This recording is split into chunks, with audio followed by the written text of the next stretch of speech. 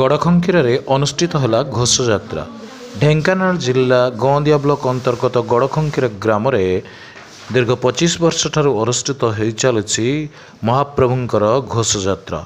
यही उपलक्षे आज प्रातः स्नान महावेदी बाहरी महाप्रभुंकर छेरा पहरा एवं पहंडी करा जाई महाप्रभु को रथसज्जित रथरे तारिणी मंदिर परिसर ग्राम परिक्रमा करा जाए।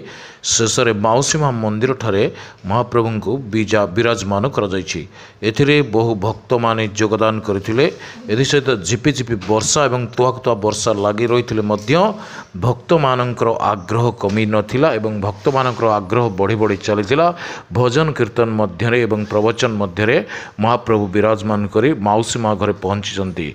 एही रथयात्रा रे ग्रामवासी माने उपस्थित रही देशर मंगल कामना पाई सर्व हरिबोल एवं हुलाहुली प्रदान करथिले।